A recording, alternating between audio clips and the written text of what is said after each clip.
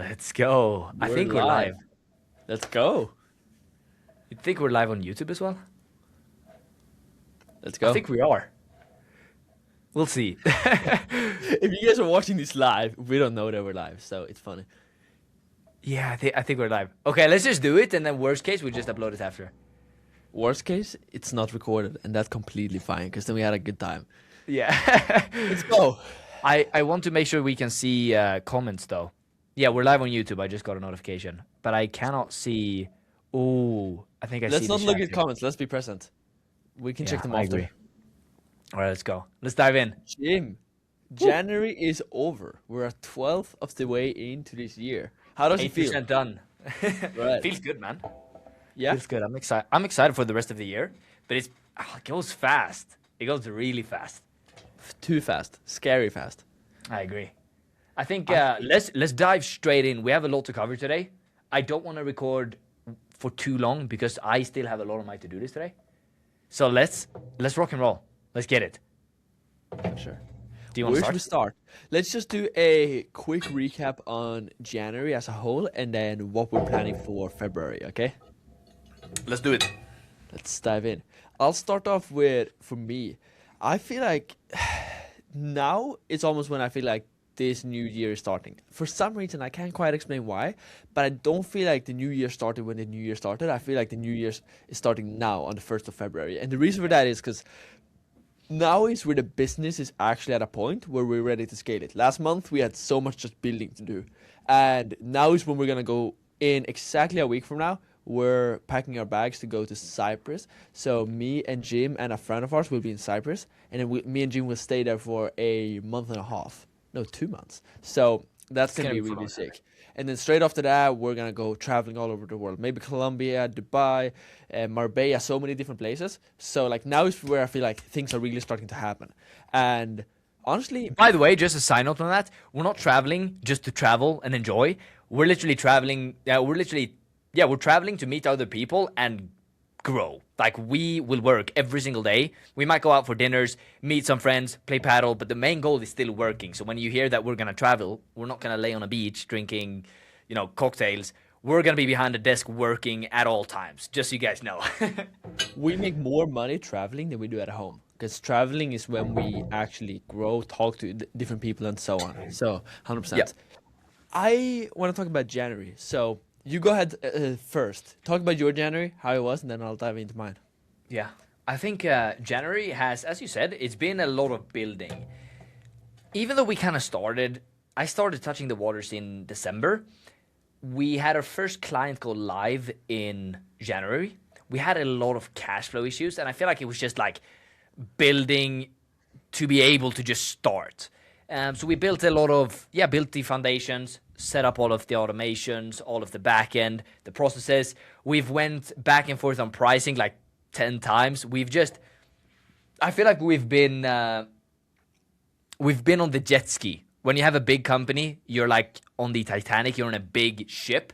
And if you want to make changes, you have to slowly steer, slowly.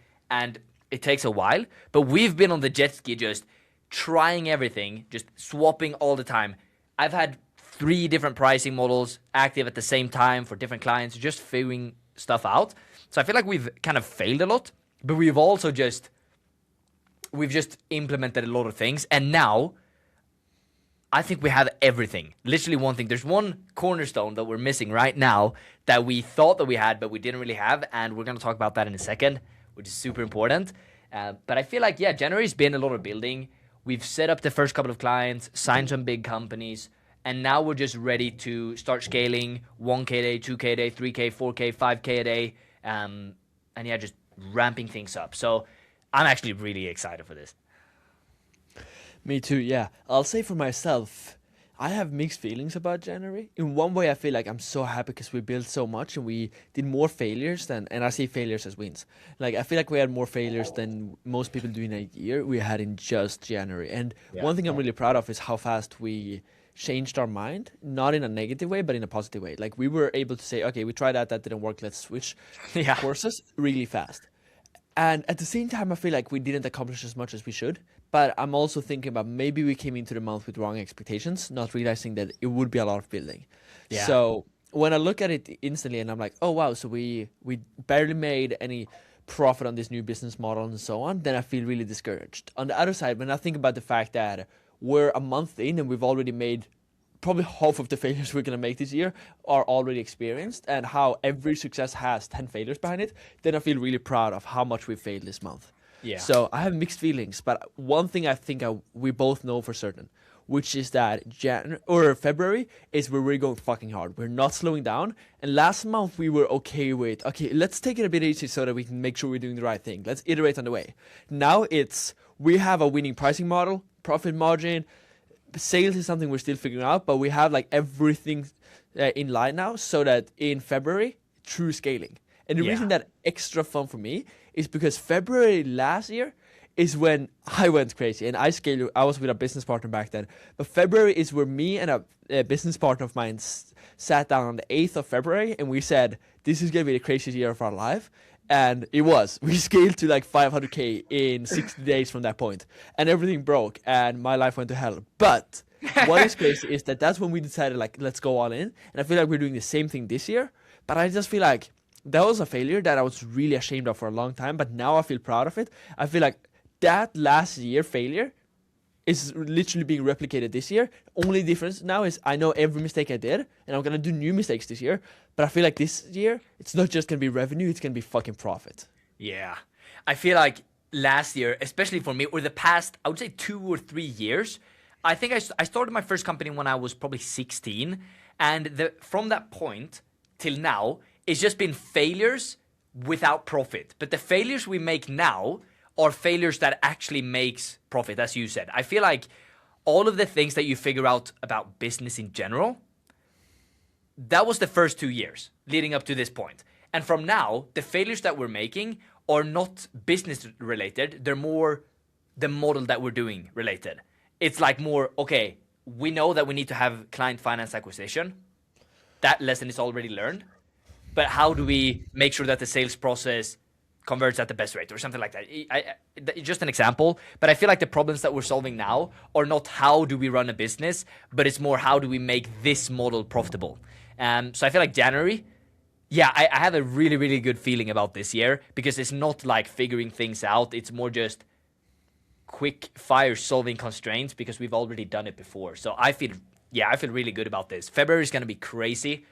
We have all of the foundations. I feel like you mentioned the sales script not the script, but the sales process that we haven't really figured that out. However, I feel really confident that when we get a lead, we already have them. it. The question is just how do we get the leads? Yeah. But we'll solve that this month. Exactly. I feel like the only hard part with us right now is how do we make our ads only attract the people that have a big company. I feel like that is the only thing. And I feel like we've already implemented everything to be able to do that. So I feel really good about that. It's just going to be a part of like how many ads do we need to create to be able to keep up with the ad spend. That's literally the only thing. But nice. Cool. Do you want to dive into some updates? What's new? What's the goal for February though? What are we trying to achieve? Should we start with that? Let's do it. Let's go. So do you want to run that over, or should I? Yeah. For this business model, basically half of your revenue will always go to ad spend. So if somebody comes running a pay-per lead agency and they say that they're doing $1 million a month, I would just strike that over in my mind and be like, okay, they're really doing 500K a month. Because that's where they're paying all of their expenses on, that 500K, right? Because the first half is just ad spend, because nobody has above a 50% margin pretty much in specifically the ad spend, right? Because that's what the business is. You buy leads and you sell them.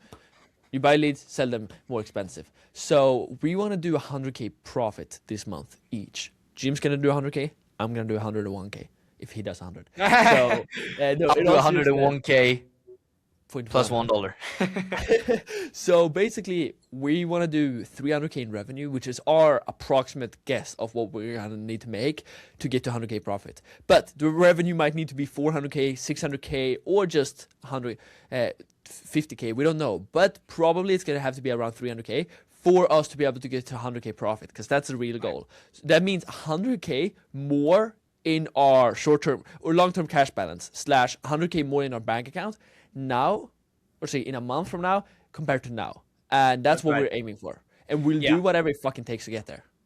Yeah, and I want to add something, and people might think that 30% or 30% profit margins are low, but what we're aiming for is we need to get killer results for our clients, and we are willing to sacrifice profit margin so they get better quality leads. Because when you add friction and you get fewer leads and it requires more ad spend to get them, the lead quality will also go up, so our partners will get more clients, and that's going to be like a snowball effect, especially in the beginning. They're going to get the best results with us, so we're going to get referrals, which compounds, and they're gonna want to buy more leads. So I am 100% fine with sacrificing margin because the ad spend should be 50% out of the revenue. But right now it might be 60, it might be 70, it might be 75% out of the total revenue. But me and Edvin discussed this and we're totally fine with that because the results goes first. Like partner results is the most important thing, especially in the beginning. The reputation, them being happy, and if they want to scale with us, the partners are going to be way, way more valuable. So I just wanted to point that out. But yeah, that's the goal. 100K profit. If that's 300K in revenue, that's fine. If it's 350, that's fine. If that's 200, even better. Hell yeah. And I just want to say something on that. This is just a completely separate business thing, but something I've learned is the smaller your TAM is, meaning the smaller your target audience is, the better your product. Edvin, you're lagging for me. Oh, really? Hope I don't know if... Oh, there we go. Now you're back. I'm We back. have one viewer, by the way, watching us live. Let's go. That is funny. Shout But out yeah, to that what I was trying to say is the smaller your total addressable market is, meaning the smaller of a crowd that you can reach and can actually work with, the better your product needs to be. Because the smaller a group is, like everybody knows, if you have a friend group of 5 people and something happens, everybody in that 5 people friend group is gonna know immediately. But if you sell to something huge like weight loss, there's no community there. It's so big and there's so many people. So honestly, even though I wouldn't recommend this, you can just fuck people over. You can scale so far, and there's people having done it because there's unlimited amounts of people. But in an industry like ours, where everybody knows each other and it's such a small total addressable market of good companies that are doing above 5 million a year with a sales team that can sell, they just need more leads. In that specific industry, we need to have the world's best reputation. For us to do that, in most businesses, you can have a high price, high profit margin, and good reputation. In our business, it's possible, but if you want to fast track one of them, you're going to take a hit on the other ones. So we're fast tracking the good reputation through sacrificing some of the margin. 100%. Before we move on, Edvin, I know we're gonna stay present, but we got the comment on the live stream. Mex, he's saying, "Hey, Edvin and Jim, been enjoying the podcast that you guys are putting out. It's valuable for someone like me who's new to the space."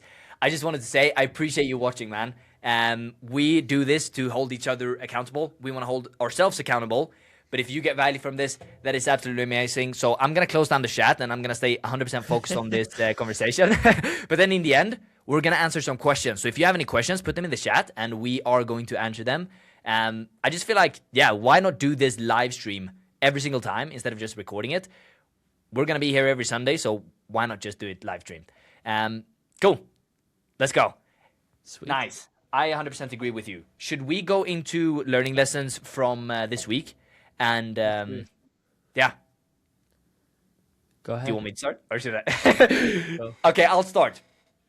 I have, this week has been, we're learning so many things. I feel like there's a lot of things that you keep relearning, but you just put them on a higher, you just understand that they're more important than what you thought they were.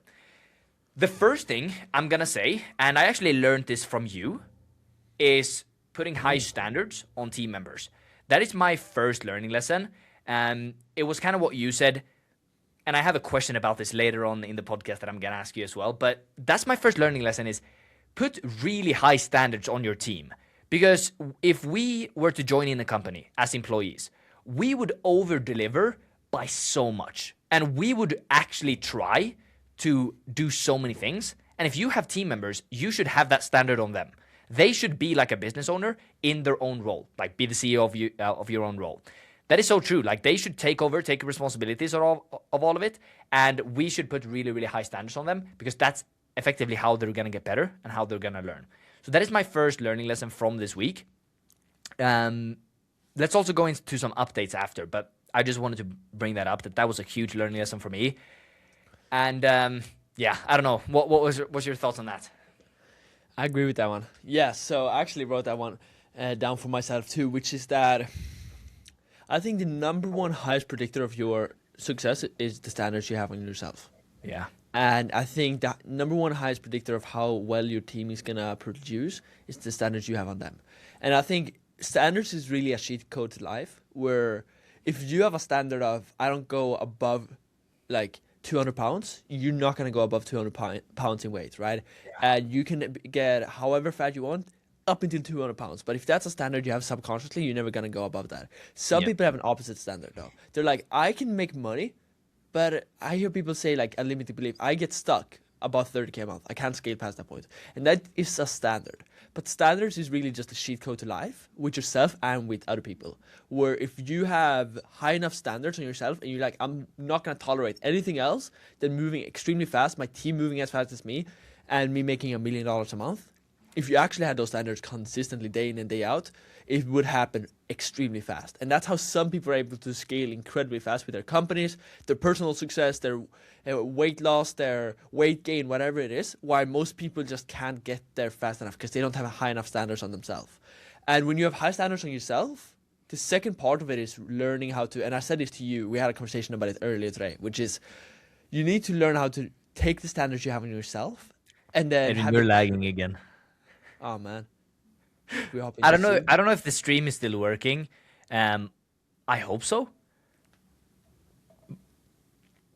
I don't know. Just keep going, and then worst case, we've learned that we we need to fix the quality next time. But who knows? The recording might be catching you good. If people are in the chat, can you guys write if Edvin is lagging for you, or if that's just on my end? This is the scrappiest one we've ever made. We're going back to just recording a video after this. Okay, now you're good. Now you're good on my end. I'm good? Yeah, Yo, if you're good on my end. watching, feel free to just... Okay, we're good. Let's get back to it. So what I was just saying is how standards are really the pillar of success. And when you have high enough standards on yourself, the next skill you gotta learn is how do I take those standards and have the courage and the balls to give those standards on somebody else. And how do I go from I'm gonna produce really fucking hard, I'm gonna wake up at 6 a.m., I'm gonna work all day, and now how can I expect somebody else to do the same thing? That's even harder. And that's how you can truly build a team of high performance. If you tell your team, I expect you to have this done, and then you actually follow up with that. When they don't have that done, you ask them, why wasn't it done? What can we do to make sure this gets done next time? Do you understand that this is a part of your job? And if you don't get this done, you can't keep this job. And then rewarding them as soon as they have it done, but also making them understand that this is what I expect from you every day. That's how you can succeed. And most of the time, if people aren't getting what they want from their team, it's because they don't have a high enough standards. And standards aren't something that you set once and then people follow it. Like they're gonna hear this and go to their team and be like, yo, we have new standards on you guys. But then they're gonna follow up on it once, maybe twice, and then forget it. And your team will just be like, oh, he saw a YouTube video or something, and then they're gonna go back to normal after a week. But you need to constantly, every time you see something that is below your standards, you need to constantly follow up and be like, hey, I expect better from you. I know you're capable of more. I know you wanna hit these goals with the company. You need to level up to be able to hit those goals. We have a higher standard than that. Yeah. Sick. A bit of a rant because we had a conversation this morning, and most of the time, if people aren't working as hard as you, it's because you don't have those standards. Sick. Yeah, there's a quote on that as well. I think people don't reach their goals; they fall to the level of their standards. I think that's how people don't rise to their highest ambition; they fall to their minimum standard. Yeah, something like that. Great. Good stuff. By the way, even though I see you as lagging, the stream is working good, so we're all good. Just wanted to bring that up.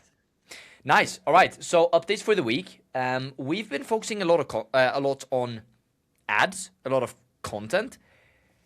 Both B2B when we say and content, B2C. we don't mean this content. We mean content specifically ad creation for our B2C side of our business. Yeah. Also a little bit of the B2B, but I feel like the B2C has actually been, that's been the main focus. Yeah. Which is good. We've also put together some new outreach methods because we realized that our CAC will probably be pretty high because our TAM again is very small. And so we've basically started a list of the best companies that we want to work with, only those kind of companies, and we're going to reach them everywhere. Email, LinkedIn, calling them, marketing directors. That's how I think we're gonna get a couple of really, really good clients, and that's really all that we need to start the snowball effect. Because when we have a couple of them, we get really, really good results for them, the snowball effect of referrals, putting more money into ads, even though our CAC is really high, it's still worth it for us because the LTV is really, really big. So if we have to spend 5K, then of course we still have to have client finance acquisition, meaning that we make money every single time we sign a client. That's when we can actually scale the ad spend. And you just do that by having a killer offer. If you haven't already figured that out, then read Money Models, the $100 million Money Models by Alex Hormozi. Kind of goes through that a little bit. Also, $100 million offers. But what I was going to say was we really want to work with the bigger companies. And something that we've implemented this week is actually cold outbound, which I haven't really, I haven't even thought about that since I was cold calling when I was at $0. Like, I was starting from scratch. I just dropped out of high school and I was like cold calling every day. I haven't thought about cold outreach as a really good method of getting clients. But now when we kind of broke it down and we started with it, I really see how this will be valuable because we are pinpointing specific people at high companies and sending them emails, connecting with them over LinkedIn and calling them. And I can actually see how that will, that will really, really grow our business. So that is the first, I would say, main update for me as well as the content. What about you, Edvin? What kind of updates do you have in your company? That was a really good summary of it. Let me see if I can add anything on that. I think we got killer margins on my side for the first time we pay per lead. We actually hit 51% profit margins this week, and it was the first time we had really solid margins. And biggest thing, across all services. So we do 3 services right now. We just added a 4th. We do wet areas, walk-in showers. We do bathrooms, and we do kitchens. Now I'm giving out all the sauce. Everybody's going to copy this, but that's fine, right? If we do it for us. We're going to outcompete them. No matter what. So that's the 3 services we were doing. And this was the first week where we got killer profits on any of them and all of them. And we actually, this is a separate note, but we actually added a 4th service just this week, which is Windows, because we already have demand for Windows. And now we were just lacking supply of it. And we realized that we could add the supply of Windows without adding more than 5 hours a week of work. And it would add an extra 10%, 20, 30% to our profit margin of the business. So why wouldn't we, right? So that's that. That's a really huge win. We also ended up increasing our friction on our form. And what that means in simpler language is we realized that our margins are too high. And that is because we are not doing enough qualifying on our leads, which means that our partners aren't going to get the quality of leads that they're paying for. That's why we're making so much money, because we're sending them too many leads. Therefore, we're making more than we deserve here. So we increased the number of questions we asked on our funnel to be able to get higher quality leads and willingly, as Jim said in the beginning of this call, let our margins go down. Then we also launched our B2B ads this week, as we promised we would have on our last call. We implemented that before the day was over, and we lost $1,200 on the B2B ads, but it was all learning, and I see it as a huge win because, as we said in the beginning, every failure is a win, and we spent $1,200 without me getting a single qualified lead. I think you got 1 qualified lead? No, I got one qualified lead on paper, but it wasn't a qualified lead. You know, those kind of contractors that are just, qualified on paper, not qualified as a person. We basically spent $2K between the two of us, making no money on a return. But if we can spend $10K before we make our first dollar back, but then we find a winning machine that can make us a 5X back, then why wouldn't we be willing to invest in that machine, right? So that was a huge win, getting B2B ads live, spending $300 a day, even though we weren't seeing a return, and iterating on it. And then, as Jim said, last update was that we made our outreach strategy. So we decided to go after LinkedIn, email, cold calling, and Facebook DMs, SMS follow-up, and all of it. Doing all ads. of it. And normally when somebody asks me about business advice, I'd never tell somebody to go after multiple outreach methods. I'd be like, go all in on one. But because of the fact that we have such a niche industry where there's few companies, but each company has such a high lifetime value, we want to hit them everywhere so that they feel like, and everybody knows about our name. They're leaked our name, and now everybody's going to... oh, we have to cut that out. I'm just kidding. So, they can find us. It doesn't matter. Yeah, it's fine. So if anybody's wondering, we were keeping our names relatively quiet so that we weren't getting a bunch of fun hackers. That's fucked up now, thanks to Edwin. But point is, if anybody hears about us 8 times from 8 different platforms, they're gonna feel like we're a big company, and that's a point. Because these companies need a lot of touch points. It's not one ad and then they sell usually. Usually we need to hit them on multiple platforms because each lifetime value of a client is so high that we can do everything to get them. That's my updates. Sick. Any Nice. thoughts on that? No, yeah, I did nothing that you missed. Nothing that you missed. Sick. Cool. Ready to What go are we into going some to more next? learning lessons? On top of Yeah, my stuff? I want to spill some sauce for the people that are, I think, under 30, under 50K a month, that are struggling to scale past that because of like high churn and stuff. This is also something that we kind of learned, and we've talked about now finding the right people, right? Finding clients that we actually want to work with, and therefore our CAC is higher. If you run an agency, you have to get really clear on who you want to work with, because most people churn clients and they can't scale, not because the product is bad, not because they have poor communication, not because of any of that stuff. They churn it because they're working with the wrong kind of client, and that is just something that's so hidden in the space. And who was the person who told us this? Was it Kale, or was it, who was the person who kind of Yeah. enforced it? I think it was Kale, right? He Yep. basically told Edwin that the reason why you're not growing is because you're working with the wrong person. You can have everything right in your business, but you're working with the wrong ICP, the ideal client persona. That's what it stands for, right? Profile, yeah. Yeah, and you just can't scale because you're working with the wrong kind of person. And that was such a big shift for me. And if you're scaling an agency right now, get clear on who you can actually help, and you only sell those people. It sucks because you have to decline people, but in the long run, it's so worth it. That's it for me. Implement that. If you watch this and you don't implement anything, then you're just watching entertainment. I think this is amazing because me and Jim are spending way too much time together apparently because we're just learning the same things here. But one of the things that I actually took out of this week was the same thing. Kale is my mentor and he's an advisor in my business. He's a super, super successful entrepreneur. He said a few different things during a few different calls, and I kind of pieced it together to my own little framework that I think about, which is there's only 3 reasons somebody churn, but most people think about them in a reversed order. Most people think, okay, so the 3 reasons are that you're not getting good enough results, you don't have good enough expectations set, or you are working with the wrong people. And that's how people think about it in the order that I said it. First, it's, okay, you're not getting good enough results, or you're not speaking to them enough or whatever. Secondly, it's that you're setting the wrong expectations. And third, it's that they just don't need your service or they can't work with your service. And I found that it's actually the opposite, and Kale told me the same thing, that most of the time you just work with the wrong person. Maybe sometimes it's that you set the wrong expectations, and very rarely do you actually not deliver good results. But usually if you set the right expectations to the right person, the results will take care of themselves. So yeah, I think that's an amazing piece of advice you gave there, for sure. Sick. Awesome. Can I go over one Cool. of mine? I had a Yeah. really big one. And actually, on that topic of being clear on who your avatar is, something Jim kind of made really clear this week that I got out of you that I should have realized myself earlier was being clear to your avatar who your avatar is. The best ads are, if you're trying to go after dental clinics, the best ad is not dental clinics. If you need more leads, then listen to this ad. If you know that your best avatar is a specific dental clinic that lives in a specific state, that does a specific amount of revenue, and they do I know nothing about dental clinics, but they do a specific kind of teeth for different Invisalign, whatever it exactly is. for a specific type of age, then say that in your ads. Like we saw a competitor of ours that was speaking to a specific type of bathroom company. I thought it was so good.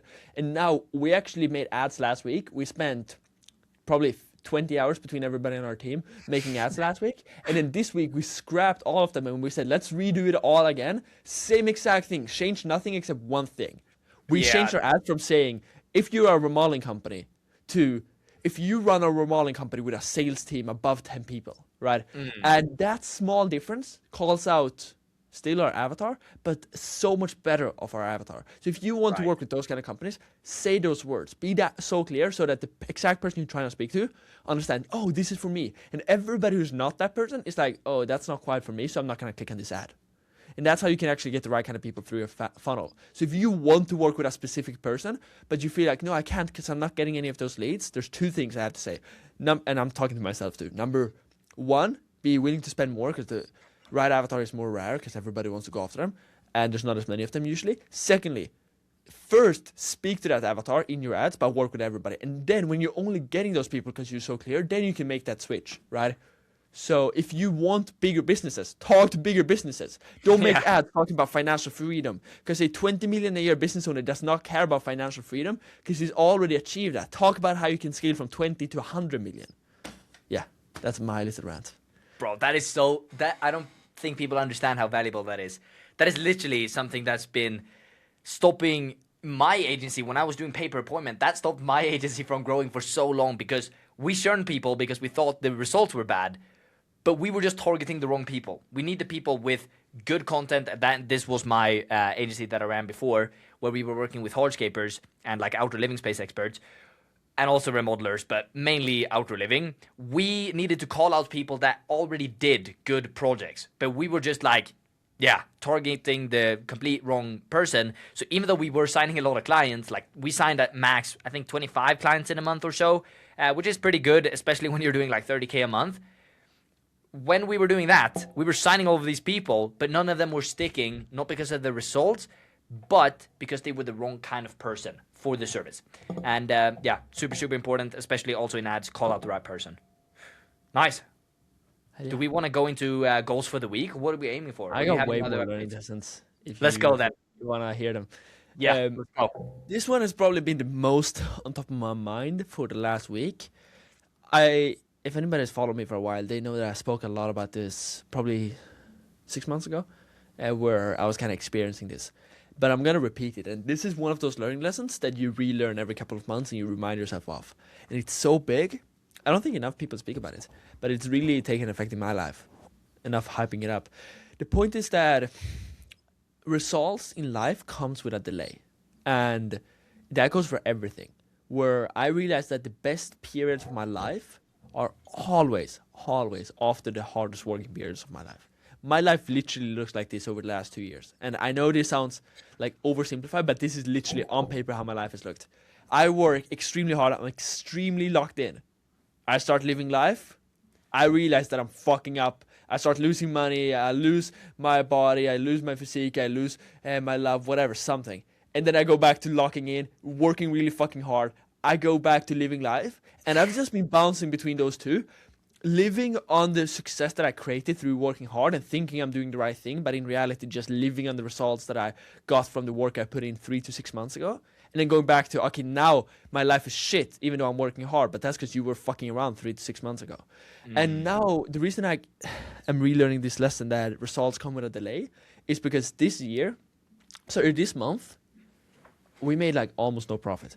This was the first month in a long time where we made like under 50K in profit, in net profit. And that hurt for me to say because I feel like the business owner who profits 100K a month still because I was there. But this month we did a conscious decision of shutting down our pay-per-appointment sales. We let go of a few pay-per-appointment clients that weren't profitable. I outsourced that whole part of the business and I just went all in, balls to the wall, spending money trying to figure it out in this business, invested in a coaching program that was expensive, got a coach that was expensive or an advisor and so much. I spent more than I've done for like 6 months and I made less than I've made for like 6 months. So we were still profitable, which is great, but we made less than 50K in profit. And I was looking at myself and I'm like, does that mean that I'm a worse business owner than I was 3 months ago in November? And then I remember that no, results come with a delay. And whether that's fucking February or March or April, I don't know. But in a few months, I'm going to be like, holy shit, I am so good at business. I'm on top of the world. I'm doing all the right stuff. But I'm going to have forgotten that it's Edvin in January when he was sitting at home working with Jim at 7:30 in the morning for 8 hours on the constraint. That is what built the business that we're not seeing an effect of today, but we're going to. And for some people, they might be living the opposite. They might be thinking that they're doing so great, but they're about to downfall because they've taken it easy. But if you're living a great life now, it's not because you're doing hard work. It's because you did hard work a few months ago. And if you're living a hard life right now, it's not because you're doing bad actions right now. It's because you did bad actions 3 to 6 months ago. So I've been passionate today on my points, but yeah, it's so true. It's so true. Yeah, if you're in that Rocket cutscene where you're like, okay, nothing's working. I'm putting in the work, but I'm not seeing the dollars coming in my bank account. And when they come, they go out. Keep sticking with it. And if there's one piece of advice I could give to my 1 year younger self, it's don't change what's working. Just keep doing it. And I feel like That's a I'm big actually learning thinking right lesson for now. me. You Yeah. you taught me that learning lesson. I'm gonna pull my phone up for a second, and I'm The gonna wallpaper? show you. Yeah, I'm gonna show the wallpaper. So when I have a constraint, I always change my wallpaper. So at one point, I don't know if you remember this, Edwin. Yeah. This was a long time ago. Sales was my constraint. This is where I went from a 13% close rate. This is when you and I were in Marbella in February last year, like a year ago, or no, maybe in November. Yeah. My constraint was sales. So I took a wallpaper and I wrote sales, sales, sales. But the point is, Edwin taught me this lesson a while back, and I made a background that said stick to what works, because I was constantly changing things. As soon as I got a little bit of success, I just started changing things. I was like, oh, I gotta change this, I gotta improve that. But I was improving the wrong stuff. Stick to what works. Edwin, you told me that. And this is the background from when I learned it. And I just had I remembered it, so I had to pull that up. I really appreciate your humility saying that I've taught you things. I almost get surprised myself. Course, Thank you, man. bro. Appreciate that. But yeah, it's such a big thing. Just like if whatever your life is right now, whatever your body looks like right now, whatever your love life looks like right now, whatever your relationships with friends and family looks like right now, it's not because of what you did this week. You're gonna think it is, but it's not. It's because of what you did the weeks before that and the months before that. So just do the right things now and trust that it will follow. And if you've never gotten success in any area of your life, I know it's hard to believe. You might just be like, no, successful people are lucky. But I promise you that for me and Jim's heart, because we have experienced success, we can say that it did come from not luck, not a week of hard work, from consistent hard work, eating shit, and then like you snap, you get success, you change what's working, you think that you've succeeded in life, and then you just drop back down and you gotta rebuild it all up. And this Yeah. time I want to build it differently. 100%. Nice. Oh, I also had a person who reached out to me on Instagram, and he saw a video of mine where I spoke about me dropping out of school, and he asked me, this is just, I feel like everyone believes this. They want to find something that's working, but that's not the case. Everything, literally every single business model out there works. The thing that works is what you stick with, and it's just I a love so that, yeah. common misconception everyone has. This guy literally sent me a big message, and if you're watching this, shout out to you, my friend. I hope you drop out, and I hope you go all in. But he was asking me, should I drop out? I need to find a business model that works. That's just so many people have that belief, and it's not true. It's what you stick with that works, no matter what you do. It's just what you stick with, you make it work. So yeah, I 100% agree with what you're saying. Yeah. What other updates? What other learning lessons do you have for this week? I have a lot. This one we spoke about last week kind of got reinforced this week. Speed. I feel really proud of one thing this week, which is how fast we moved. We got stuff done this week fast, and I don't think we could have done anything faster this week. Maybe getting our B2B ads live, but that was last week. Like, I can't think of anything that we should have done faster than we did it. As soon as we had a realization that we need to change something, we changed it. We did like 4 hours of cold calling one day. We're like, fuck this shit, we ain't reaching any business owners. We changed our strategy overnight, and I think in most cases, most people would take an immature decision there, but I felt confident in our decision because we have enough knowledge at this point to be able to know when to take a decision and when not to. We're not perfect, but I feel like now we know this is shiny object syndrome. This is the right time to take a decision, and let's move fast. And when you know that you gotta switch course, move fast. If you know, okay, I am doing the wrong strategy with my fulfillment, and I gotta do a 360 to a new business model, or a 180, not 360. And if you gotta do a 180, then don't take a month to do a 180, because you can be at the end of the month and be like, yeah, this month I switched my business model. Or you can be like, by this month I managed to switch my business model, scale my new business model to 10 clients, and you're gonna feel proud of both, and you're gonna convince yourself that you just switching your business model was enough. But no, when you find that something needs to be built, make it be built fast, like really fast. And most people underestimate how fast I think we move right now, and most successful people move. I genuinely think that we probably have more done now than we did in the first year of our business. In like a week. 100%. Yeah. Holy shit, yeah, it's been insane. We've just been on a Zoom call. We've been working. we understand that we need to change one thing. We just on the Zoom call, unmute our mics. We're like, hey, we need to fix this. I agree. We create the SOP. We create the documents. Get all of our team members on the Zoom call. Hey, here's what we're doing. We're not leaving this call until we have this done. It's been nice. It's been good. I really That's probably been the one biggest takeaway from this week, or this month, which is speed. Just speed has been the theme of the month. I'm gonna stand up for this all. Get the energy. Yeah, let's do it. Nice. We had at our peak, we had 3 people watching this live stream. By the way, if you're watching this podcast on YouTube, make when sure we're in our peak, sounding like make sure every Sunday we're gonna live stream this. So put it on the calendar. We're gonna put a time in the description. Every single week we're gonna do a live stream. In the end, we're gonna answer questions about our business model, help you with anything that you need, maybe for like 10 minutes or so. And yeah, we're gonna make it live. We're also gonna upload it after, so you can watch it if you miss it. But yeah, we figured if we record it, why not just live stream it to make it easier? Cool. I got one more learning lesson. Let's go. I've had a lot of time. Let me go faster through these because we're running out of time. Actually, almost a crazy coincidence. I had the 2 best people in my team this week both come to me asking for 2 things: a growth plan and a raise. And I thought it was kind of funny. 2 people, and I know they're close to each other, but they actually didn't speak to each other, interestingly enough. 2 people that were both my best performing people in my company came to me the same week asking for 2 things. I need a raise and I need a growth plan. And those 2 are kind of like put together, but they wanted to see how they can grow in the company. And they wanted to see they knew what the company's plan were, but they did not feel like they had enough clarity on what their goals were with the company and what the company's goals were for them. And I thought that was a super, super beautiful learning lesson. And I'm grateful that I got to learn this now with a 6-people team or whatever, instead of learning it later with a, I don't know what, like 100-people team, losing hundreds of people just from not having learned this lesson. So I'm grateful that I did get to learn it, which is that your team need to be equally as clear on what their goals is inside of your company as what the company's goal is. So if you have a company goal, but you have 3 team members, each one of those team members also need to have their personal goal that you know and that you're working towards.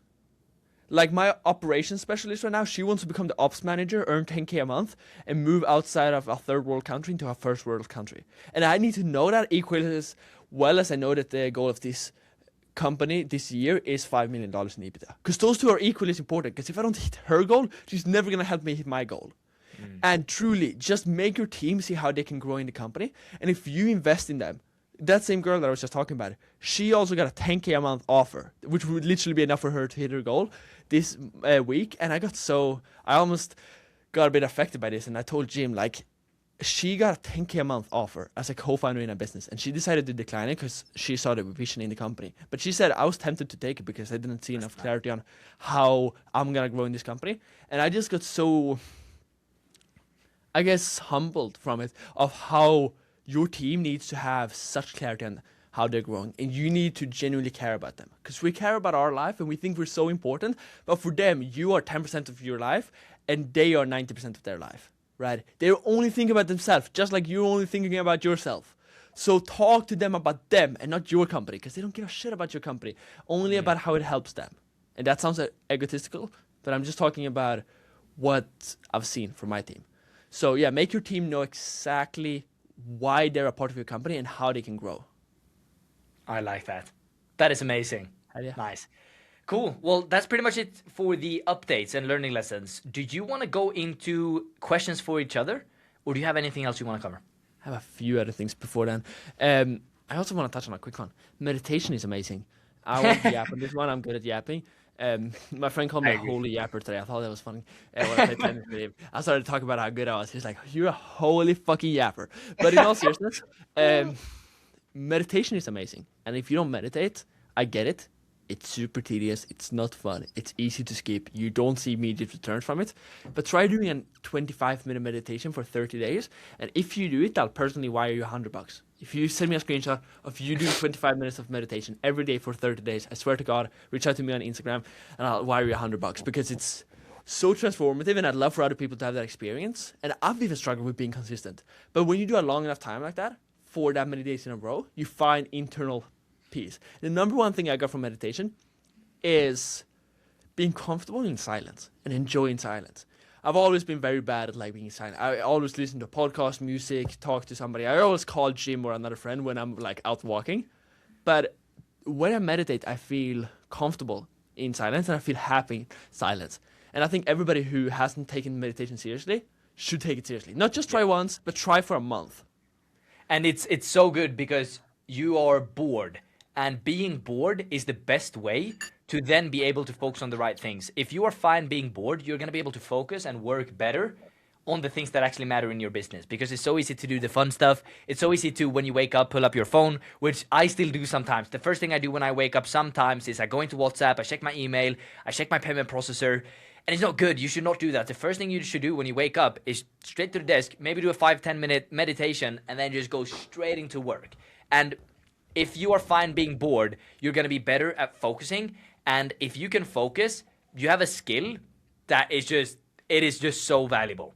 Because if you focus on the wrong stuff, or if you only focus for 30 minutes, or if you focus for 2 hours, you're going to be outcompeted by the guy who can focus for 8 hours and just get the right things done. So meditation might seem woo-woo. We might seem like, oh, I'm not going to meditate.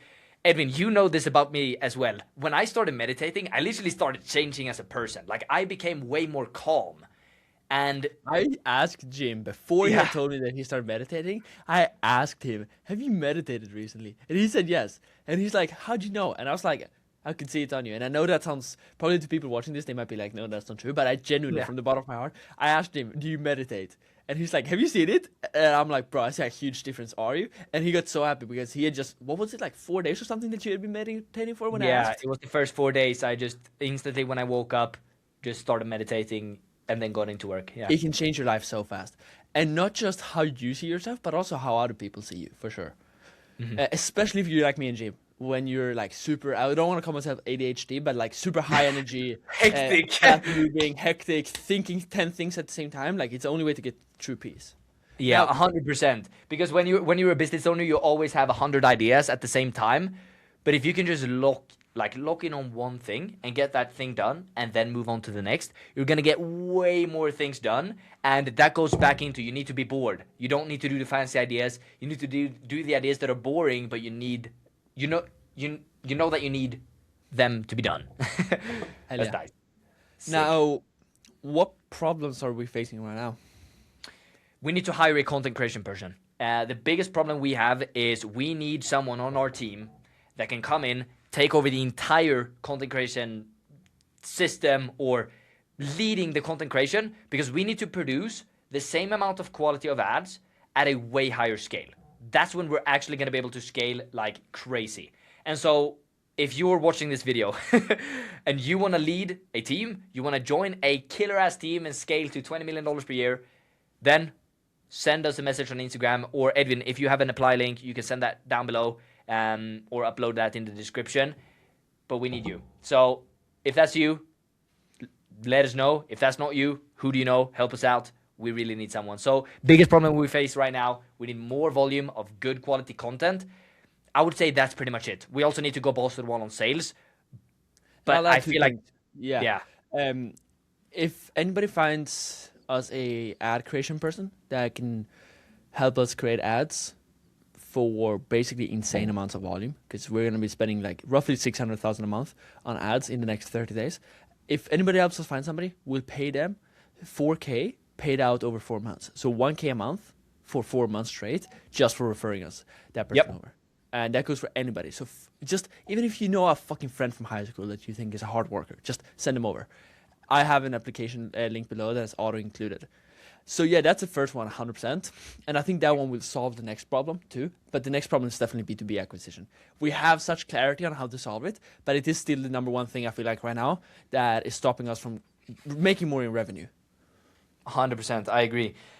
Yeah, if we get someone coming in full time, being able to create a shit ton of ads, then that constraint will also solve itself, because the funnel's there. We have the sales process. I really believe in our sales process. We've also had it vetted by multiple people, and it's killer.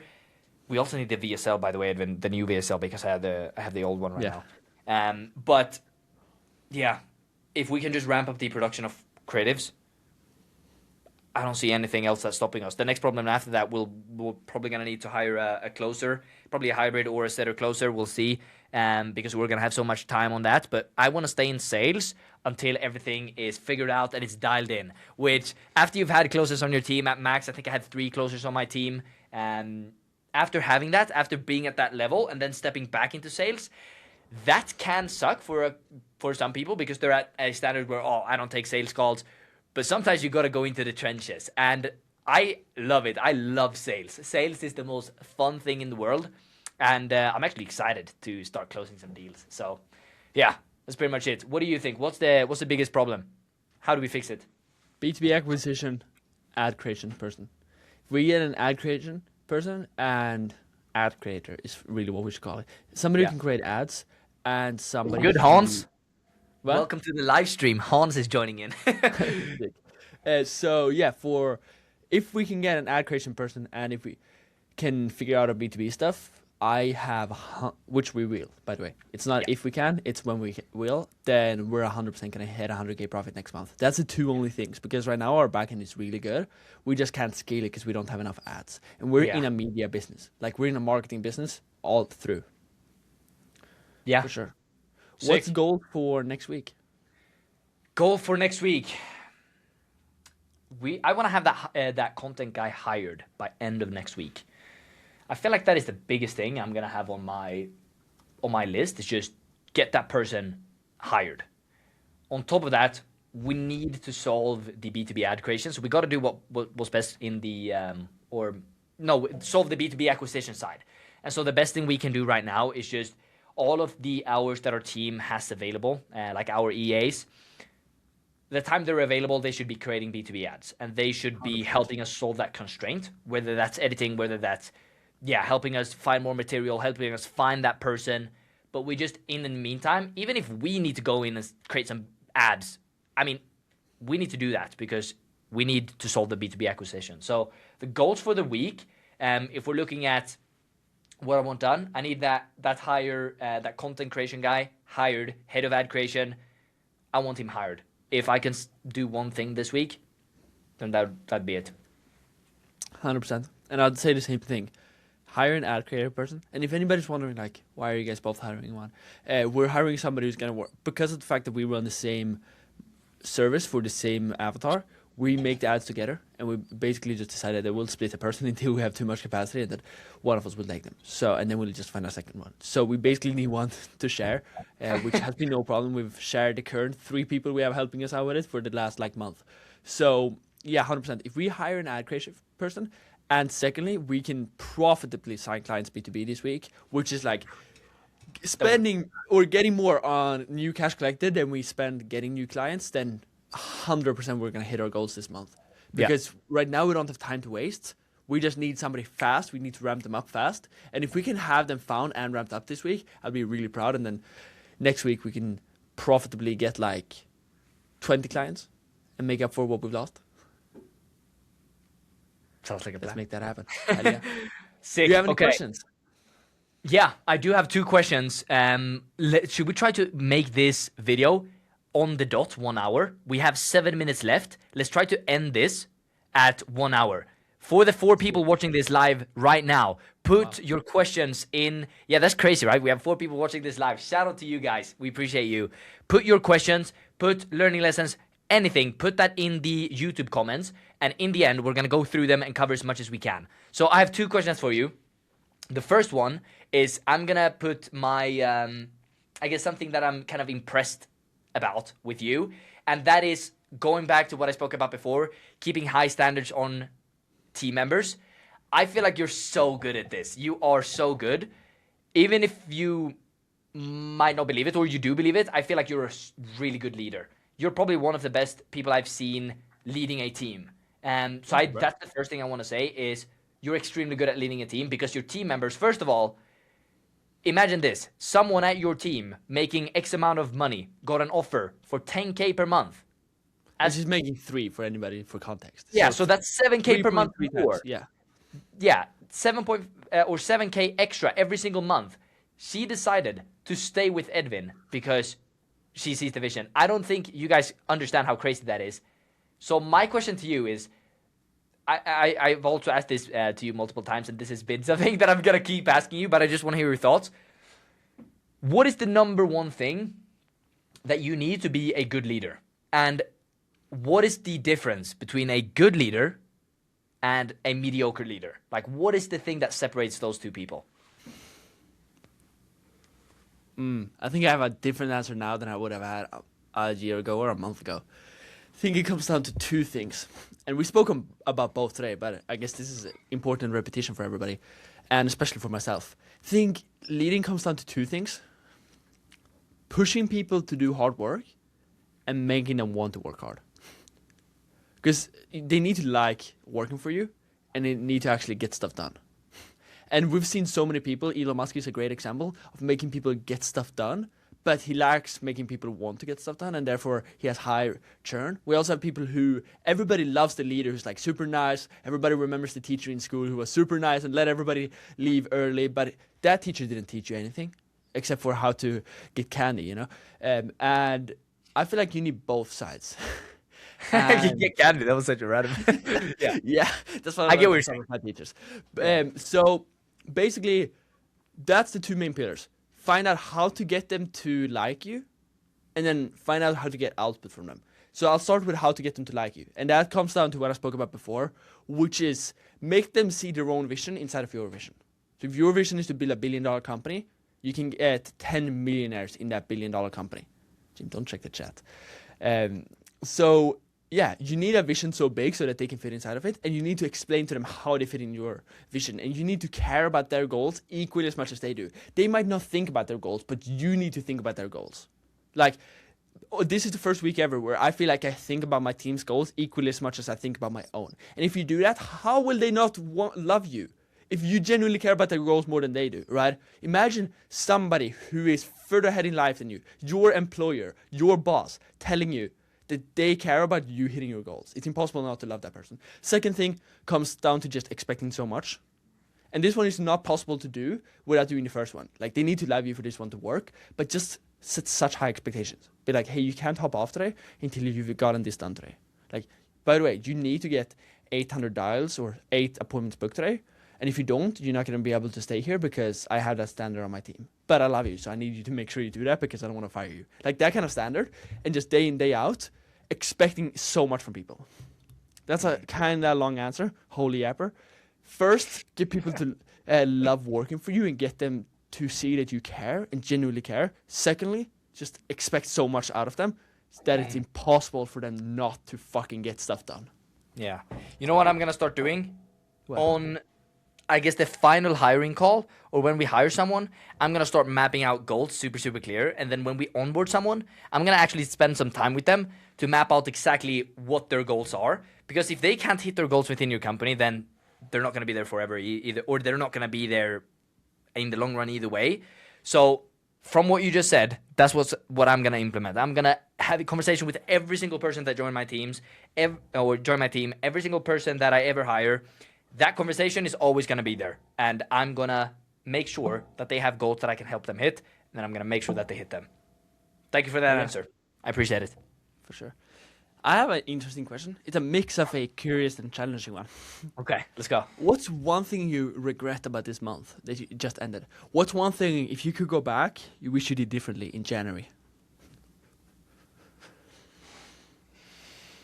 And you got 1 minute and 35 seconds to answer. Now let's run a little bit over. I need some time for this. Oh, it's a good question. I don't feel like I regret anything. I don't feel like you should live with regrets. But if there was anything I wanted to change,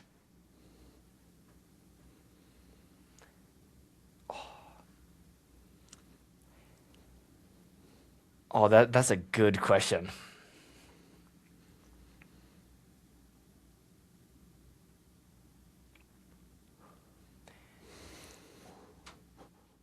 I think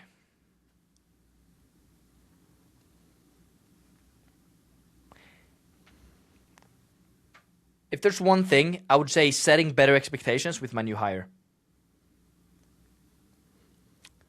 If I could change one thing, if I could change one thing, I should have spent an extra 30 minutes to an hour mapping out exactly all of the expectations. Here's what I need, not here's what I want you to do. Here's what I need from you every single day.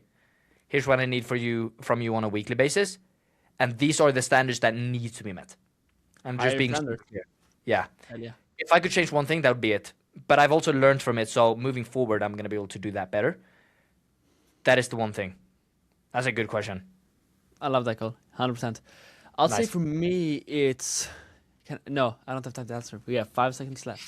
For anybody who's watching this, No, we can go one more Can minute or 2 more minutes. Sure, we'll go over 2 minutes. Let me give my answer quick then. So, Let's go. I'd say the biggest thing that I regret this month.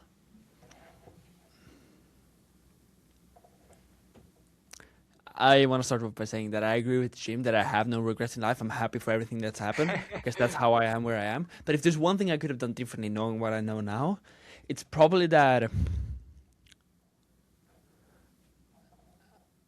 I would have gone on sales more aggressively. Mm. It's easy to say though because we did fix the back end. So maybe if I went all in on sales, I would have regretted not fixing the back end. But I genuinely think I could have managed both.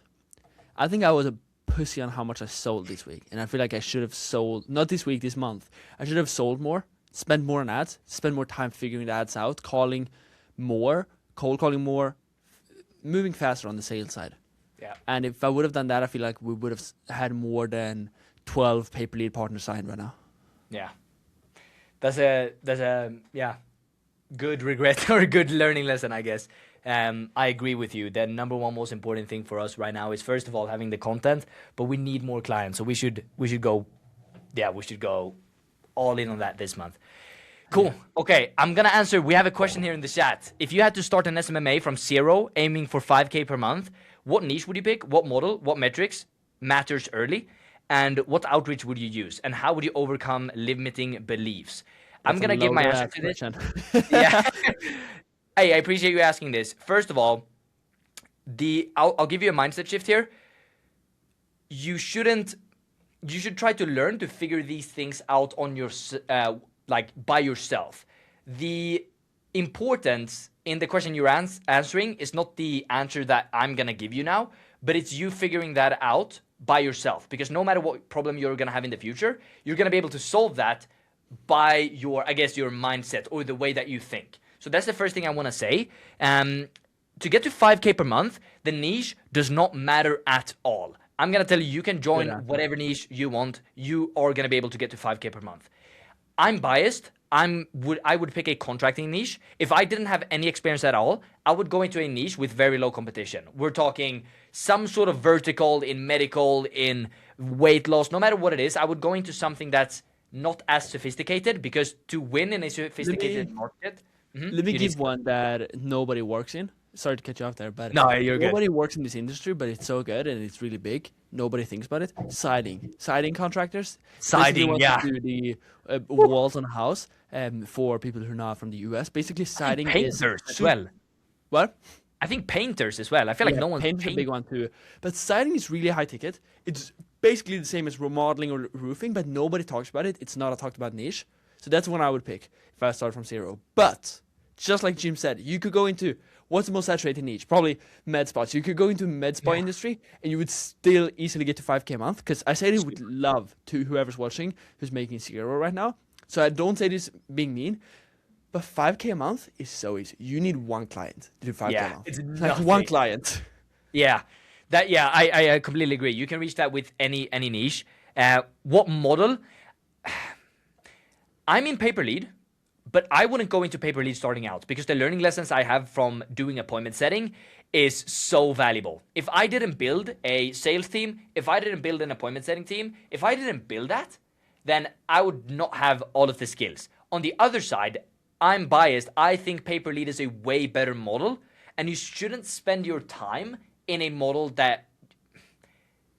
I would say you should spend your time in the best model, 100%. But on the other side as well, it depends on what your goals are. If you just want to hit 100K per month, I would actually go for pay per appointment or some sort of retainer model, having a call center, because you can easily outsource yourself at 100K per month.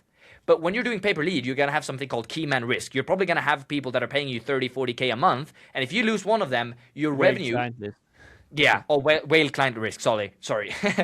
If your goal is to make 100K per month only, then I would not go into pay per lead because it's not the best. If you want to build a huge company, Angie, HomeBuddy, Home Advisor, any of these companies, then pay per lead is the stuff. But if your goal is just to make 100K profit per month, stay there. I would do retainer, SMMA, having an appointment setting team, calling the client's leads, setting up the appointments. Metrics matter early. Sorry, Edvin, I'm going to just ramp on this one and then you can give your thoughts. The metrics that matter early is just the inputs. It's not the outputs. It's not how many clients you sign. It's not how much money you collect. The only thing that matters is how much outreach you do. That's it. It's just about the inputs. And the outreach I would use, I would probably go cold SMS, cold email, because you can leverage the volume a lot, but I would also do a lot of cold calling. I scale with cold calling. I would probably set some cold SMS up, cold email. When I'm not on sales calls, I'm doing cold calling. And how would you overcome limiting beliefs? You just saying, how do you overcome limiting beliefs? You know that they're limiting beliefs. So there's nothing stopping you from overcoming them. You just need to start believing differently. When you're saying, how do you overcome limiting beliefs? You already know that you have limiting beliefs, so you can just decide to not believe in them. That's my thoughts. Edvin, do you have anything to add? Hell yeah. I'm going to give an exact roadmap of 5K a month is very, and I say this with love once again, 5K a month is very low. So I'm going to give the exact road of how I would have gotten to 10K a month if that was my goal. Because I think there's more people who are inspired by 10 than 5K a month. Because 5 is like barely enough of the taxes to live on. So if you want to get to 10K a month in dollars 2026, here's exactly what I would do. I'd go into a industry that is an SMMA model. I actually would not do appointment setting. I think appointment setting is great for learning, but I think if you just want to make money and you don't care about learning and you just want a passive business, I would not do appointment setting. So here's what I would do. I would pick up the phone, start calling businesses that are not extremely small. They can be doing like 100K a year because they're too small to work with, but they also shouldn't be too big. They shouldn't be above $1 million, $2 million a year because they're not going to listen to you. So anybody between 100K a year and like $1 million a year, I would call in a home improvement industry, like siding, like flooring, like fucking anything like that. Yeah, something boring. And then I would call them and I'd say this, hey, look, I'm looking for a contractor to partner up with where I get you leads and I already know how to get leads. I just need a contractor to do it with. And I'm going to do it completely for free for a month to prove that I can make it work. After a month, if you get results, pay me. I would probably Let me add something to that. Go. If I can give my thoughts on that, I would actually do something like you don't pay until you see X results. So free trials, it's very easy for people to leave. But if you do something like, hey, I'm so confident, why not just pay me after you've received your first 5 leads and then we'll just get your card on file and we'll bill you after you see the results. Would that be fine? And then that's because then they know that they're gonna get they don't pay unless they get the value, but you also got them tied in. Their commitment is there. You have their card on file and you bill them when you see the results. So they're not just gonna get a free trial and then just, this guy is just giving a free trial. For sure. I'll disagree with Jim there. I don't think that's not what I would do though. If I had no experience whatsoever, if I've never made $1 online, I wouldn't try to take people's card online because I think that is more complex than most people would probably be able to do on their first few sales calls. I'll start off with and I'm not saying this is right. Me and Jim are both successful. We've both done different things and recommend differently sometimes. So both work, yeah. But what I would do is I would just be like, hey, can I just send you clients? We'll hop on a call every week. And after 2 weeks, if you've got more money than you spent on this, I just want to get whatever, 2.5K a month. And then I would charge 2.5K a month. I'll get like 10 free trials, and then you're probably going to get shit results for the first 10, but then let's say that you only get results on 4. You charge 2.5K a month, 4 people. What's 2.5K a month times 4 people? You're at 10K a month, and then you can just hire one VA that can manage the whole business, and you're making 10K a month passive. Sick. Awesome. Cool. Do we have anything else we want to cover? I feel like this has been good. Hans is also saying that one with the limiting belief is good advice, Jim. I appreciate you, Hans. Hope you're scaling. Yeah, I appreciate you. Anything else? Edvin, what do you think? I think that's it. I think we round it off here. Let's go. Appreciate Sick. I appreciate you guys watching. We'll see you in the next one. Let's go.